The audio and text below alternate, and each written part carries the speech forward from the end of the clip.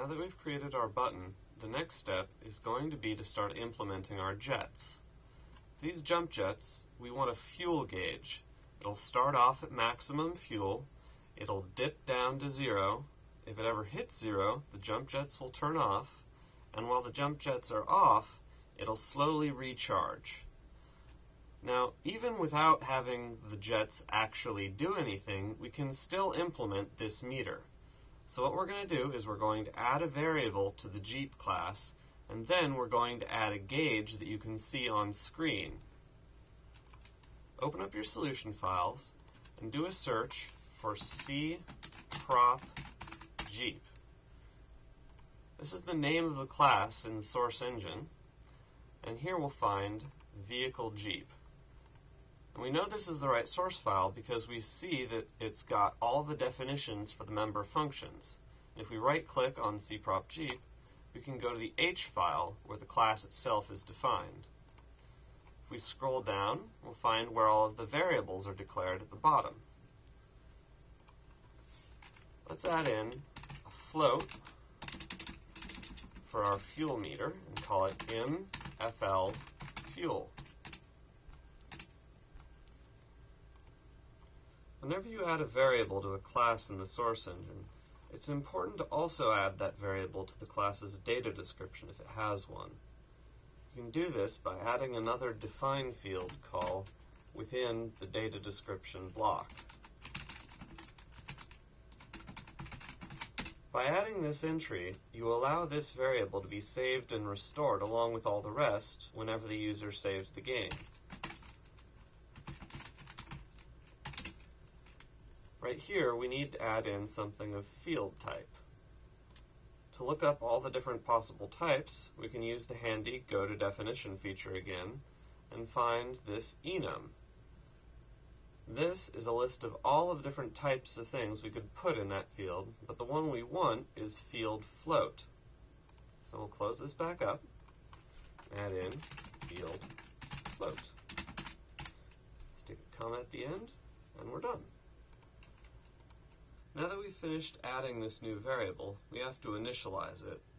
But we want to initialize it to the maximum amount it could be, and to determine what that should be, we have to determine how we're going to be storing the fuel. On the one hand, we could store, say, the number of gallons of fuel left, and then subtract however many gallons per second we wanted to use. On the other hand, we could simply store the percentage of the fuel left. This would be a lot simpler since it would mean we wouldn't have to define a specific number for the maximum amount of fuel. Let's do that, and since we're doing this, we can simply use 1 to represent 100% fuel. The next thing that we want to do is decrement the fuel counter whenever we see that the jet button has been pressed.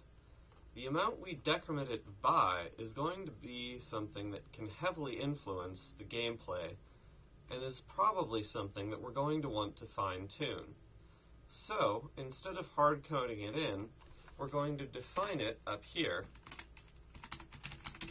as Jeep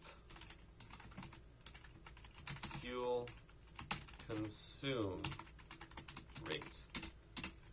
Something like 0.001 seems like it would be an appropriate value to start with.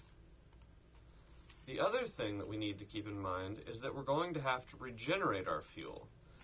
Since we want these two rates to be independent, we'll define yet another one as Jeep fuel regen rate.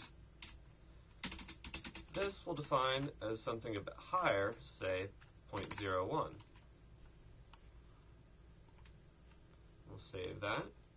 Now we'll go back to vehiclejeep.h and try and find a function that will appropriately call every frame and be able to know which buttons are being pressed at the moment.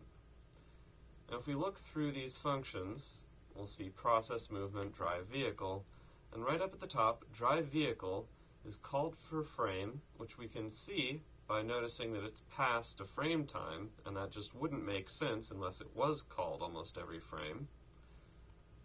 Then we can see not only does it have the user command, but it knows which buttons were just pressed and which ones were just released. To confirm that this is the right function, we can go to the definition and see what it does. Here, it used to turn on and off the headlights. It's used to check the gun, fire the gun, all of that stuff. So this seems like the appropriate place to put a call that would change the fuel amount and check whether or not the jets are on. If we look around, we'll see examples of how to check which buttons are pressed. By using a binary AND operator on the iButtons variable and using these defines, which were defined in inButtons.h a while ago, we can check whether or not the button is being pressed or whether it was just released or just pushed by using the different variables, iButtons, iButtons released, iButtons pushed. So, let's add in a conditional and see whether or not our key is pressed. Use iButtons to see if the button's currently pressed, and then we'll use inJets, which we defined earlier. Now, within this conditional, the first thing we want to do if the button is pressed is to subtract from the fuel. We'll subtract it by the amount we defined earlier. Jeep fuel consume rate. Now the next thing we need to think about is, what if it's already at 0? Then we'll keep subtracting. Clearly, this is not okay.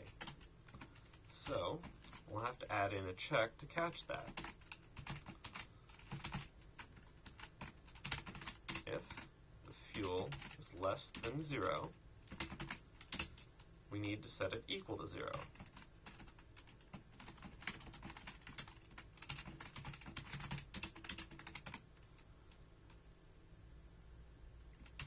And lastly, because we don't have a graphical fuel gauge up yet, we want to test and be sure that this works the way we want it to, let's print out how much fuel we have.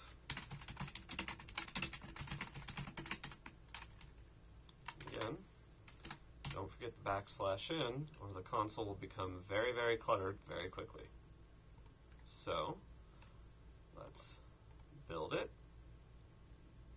Again, always be sure that it's copied over, and we'll hit debug.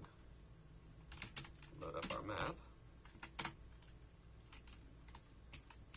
We'll hop in our Jeep, press the button for a little bit,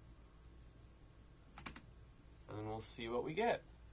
And just like we wanted, the fuel is going down. So, I'd say that was a success. Let's quit out.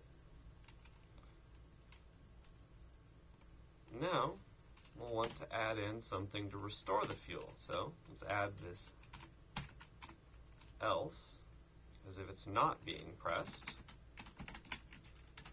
Say, we also need to check whether or not it's greater than 1, but we can do this as a post check like in the last one. So,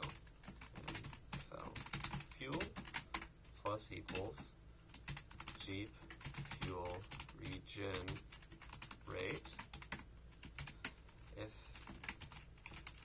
fuel is greater than 1, set it to 1.